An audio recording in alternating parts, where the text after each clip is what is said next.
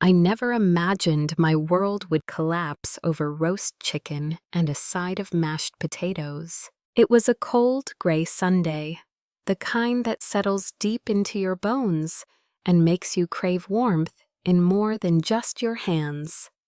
I had spent the afternoon cleaning the house, fluffing the cushions, lighting the cinnamon-scented candles Mom loved.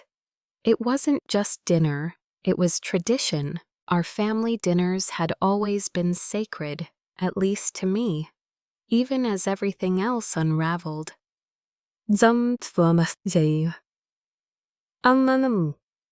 Debt, distance, disappointments, this table stayed the same.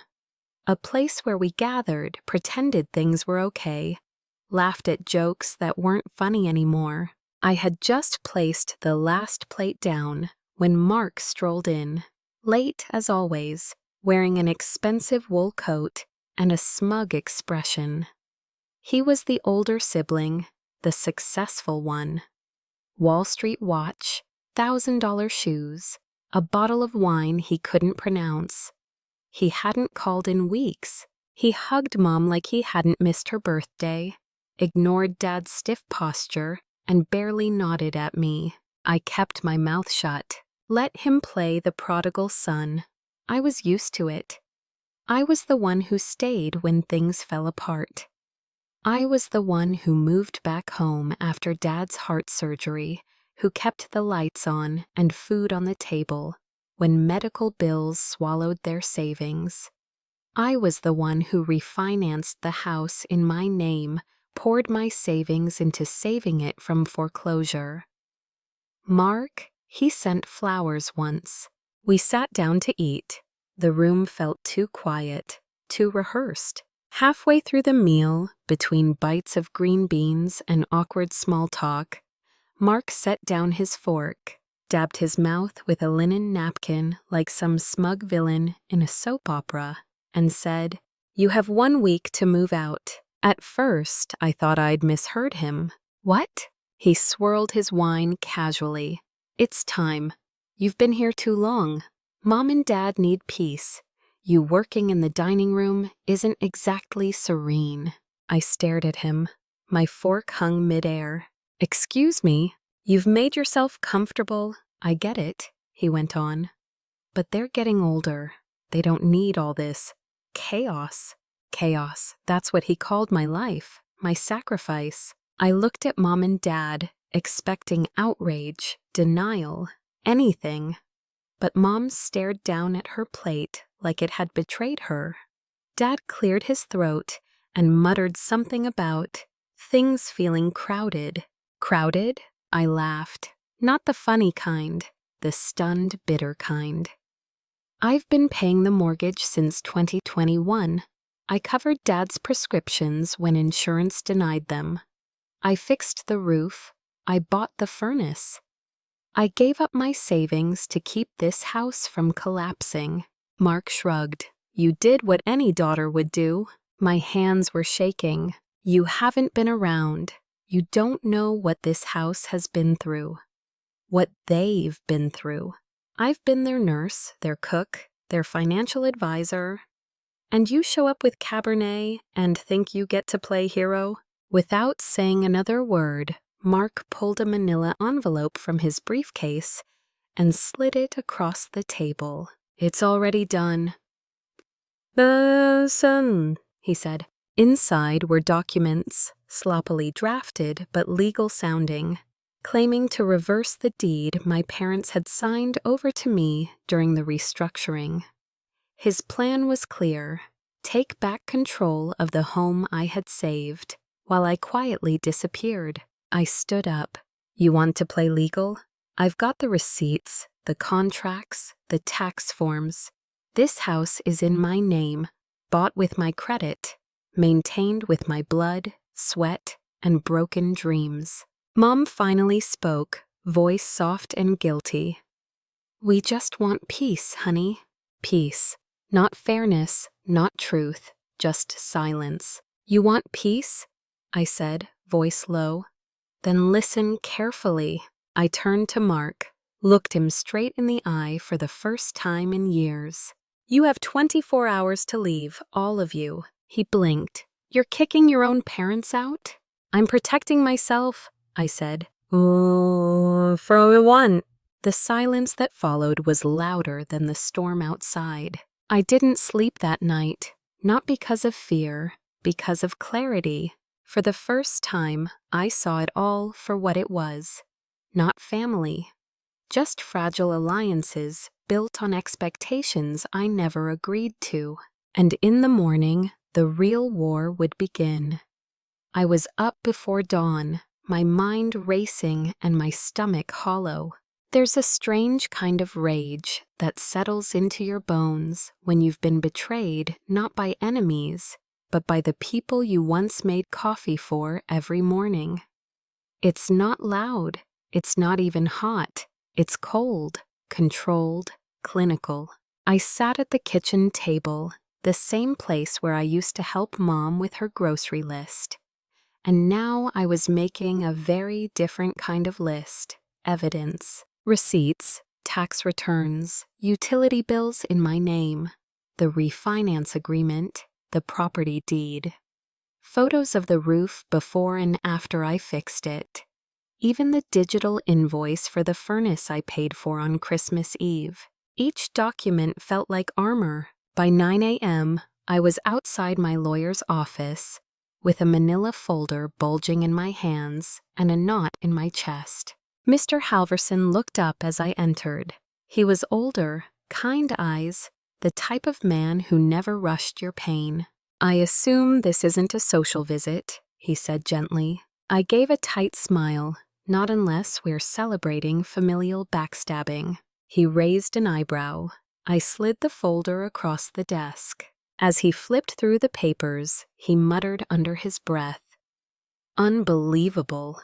They're trying to reverse the deed. Mark drafted fake documents, sloppy but aggressive. My parents are pretending they want peace, but they let him do it." Halverson looked at me over the rim of his glasses. "You've got everything. This house is legally yours. You saved it. You own it. If they want to fight, we fight back, with facts." He scribbled a few notes, then looked up. "I'll draft a cease and desist order.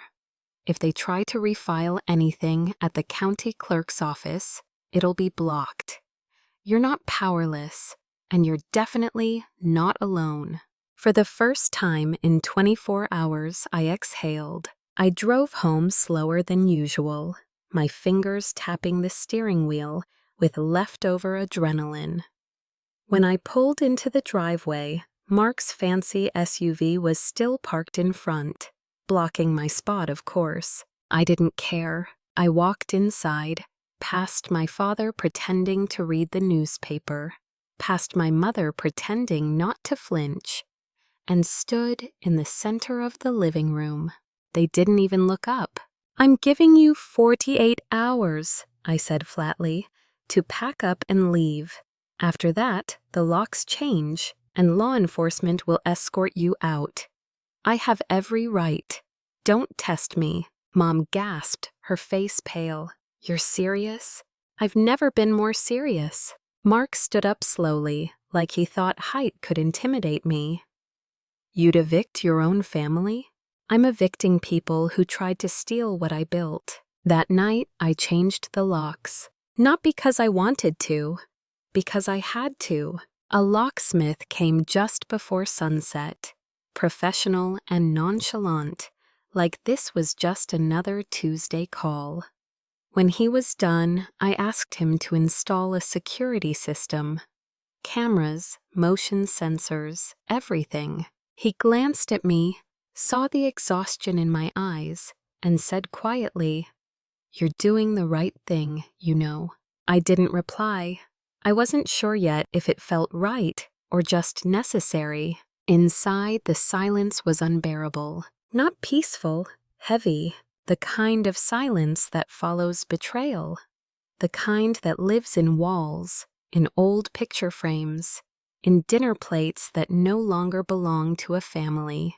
I walked past the photos lining the hallway, me as a child standing beside Mark at the zoo. all of us on Christmas Eve in matching pajamas. It felt like watching strangers through a window I couldn't close. I stood in my childhood bedroom, now my sanctuary, and sat on the floor. No tears came, only anger, not at them, at myself, forever thinking they'd protect me the way I protected them. The next morning, the war began. I heard boxes being dragged across floors. I didn't ask if they needed help. They didn't ask if I needed forgiveness. My father refused to meet my eyes. My mother gave me a look like I'd broken her heart. But I didn't feel guilt anymore, just relief. Mark left last. He lingered in the doorway like some tragic anti-hero, trying to hold on to the last frame of the movie he thought he directed. "This isn't over," he said coldly. I stared him down. "It was over the second you underestimated me." He turned and walked away. I closed the door, and this time I locked it with purpose. The silence didn't last long. 2 days after the house emptied, the messages started rolling in. First a trickle, then a flood. Cousin Marissa sent a carefully worded text. "Hey, I'm not taking sides, but evicting your parents? Really?" Uncle Rick wrote a full paragraph.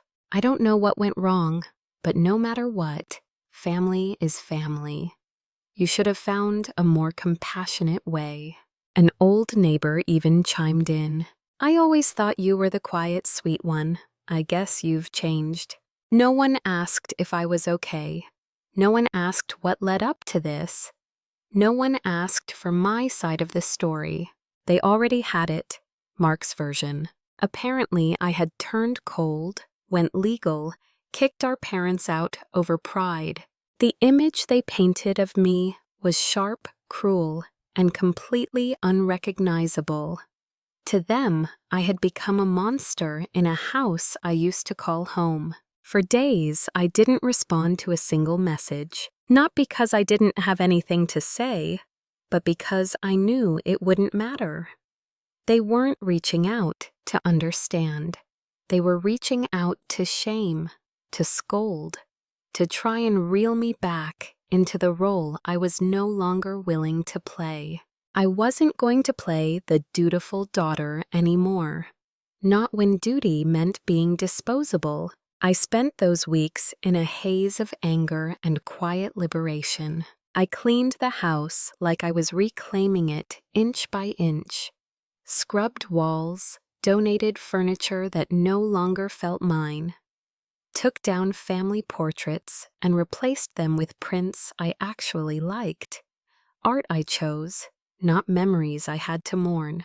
I painted the hallway a warm, earthy green, hung up bookshelves, replanted the front garden, and for the first time, I let the doorbell ring without rushing to answer it. I no longer owed access to anyone who thought love was something I had to earn with exhaustion. The hardest part came late at night. That's when the grief visited. Not for the people who left, but for the version of me that still hoped they would come back changed. The girl who kept the porch light on. The woman who believed that being good would be enough. I cried sometimes, not loudly. Quiet, angry tears that dried before they fell.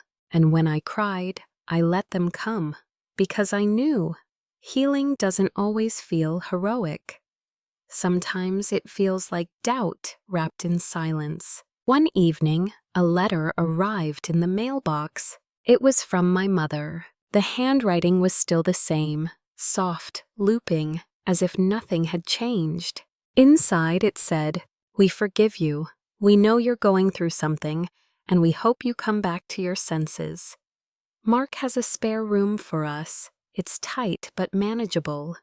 We still love you, even if we don't understand you anymore." I read it once, then twice, and then I threw it away, because I wasn't looking for forgiveness from people who had never once asked me for mine. They said I was cruel. What they didn't say was that I had kept them housed, warm, fed, that I had saved them, protected them, that I had done all the things no one else had bothered to do. They said I had changed, and they were right. I had finally stopped burning myself to keep everyone else warm. People like to romanticize peace. They imagine quiet mornings with tea in hand, soft music playing in the background, sunlight pouring through freshly cleaned windows. They imagine serenity as something delicate, beautiful, aesthetic. But that's not the kind of peace I found. My peace was raw, lonely, unfiltered. It was waking up to silence so loud it echoed. It was eating dinner at a table once meant for 6, now set for 1. It was learning to live without apology, and without anyone telling me if I was doing it right. The first few weeks were brutal. There were no more passive-aggressive comments over breakfast, no footsteps in the hallway, no one to ask me where I was going or when I'd be home. It should have felt freeing, and sometimes it did. But most days it felt like grief in disguise, not for the people, but for the hope I had once clung to, the hope that family would eventually see me, value me, choose me.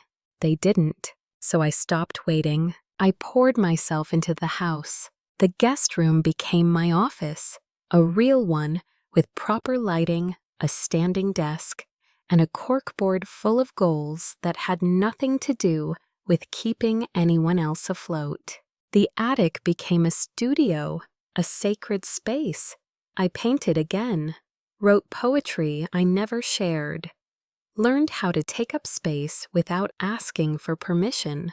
I fixed things not because someone else needed them fixed, but because I did. I replaced broken doorknobs, resealed windows, installed shelves just the way I liked them.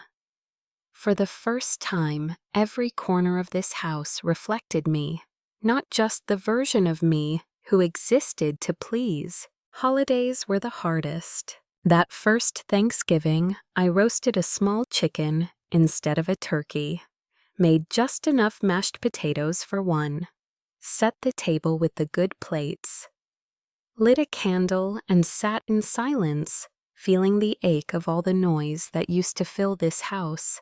But I didn't cry, because underneath the ache, something else had begun to grow. Not joy, not yet, but certainty that I had done the right thing. Even if it left me alone, people still talked, extended family, old friends. Some said I was cold.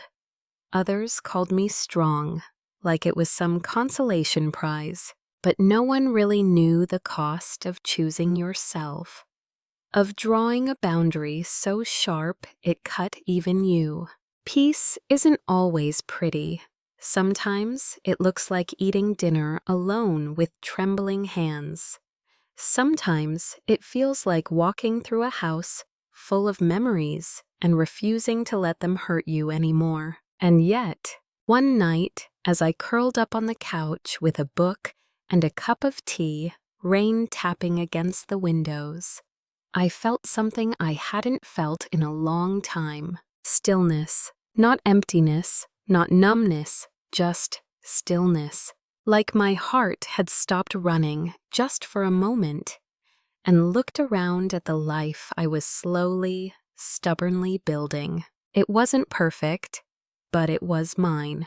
And that was enough. It had been 116 days since they left. Yes, I counted.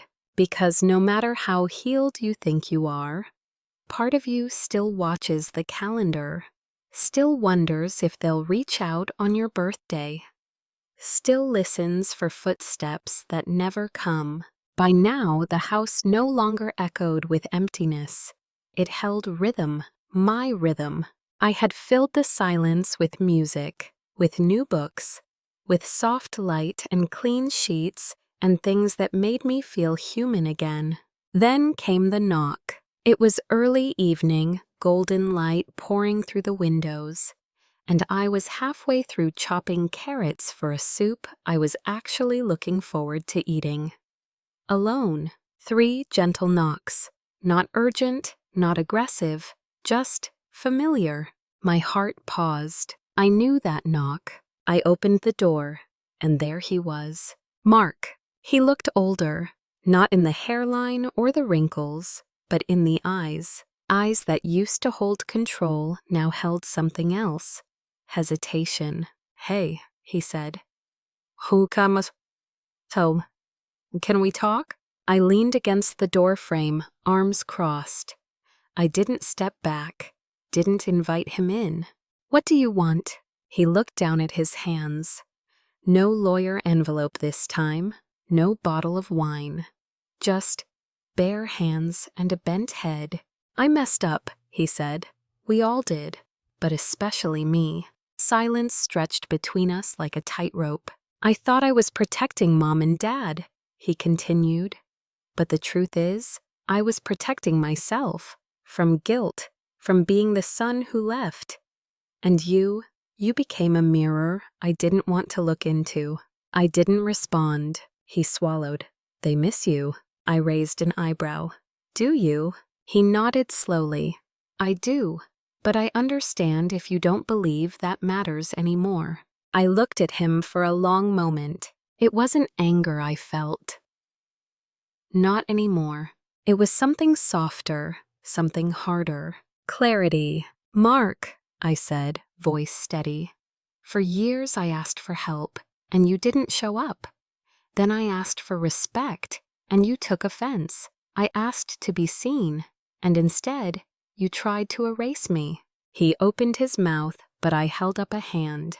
You're not the villain in my story, I said, but you're not the hero either. And then I did something that surprised even me. I opened the door wider. Come in, but just for tea. Not forgiveness, not forgetting, just honesty. We sat at the kitchen table, the same table where everything had fallen apart. But this time, no accusations, no power plays, just a cup of tea and 2 people trying to find common ground. He didn't ask to move back in. He didn't make excuses. He simply listened. And for the first time in years, I didn't feel like I had to defend my existence. When he left, he didn't say, I'll be back, or let's start over. He just said, thank you for the tea and for not slamming the door. This house, it was never just walls and a roof. It was a test, a mirror, and eventually, a teacher. It taught me that peace isn't always quiet. Sometimes it roars. It taught me that love without respect is just control in prettier language. It taught me that drawing boundaries might make you the villain in someone else's story, but the hero in your own. And most of all, it taught me this. Sometimes the bravest thing you can do is stay. And sometimes the bravest thing you can do is close the door and keep it closed. But once in a while, if you're strong enough, you open it again. Just a crack, just enough for the truth to step through.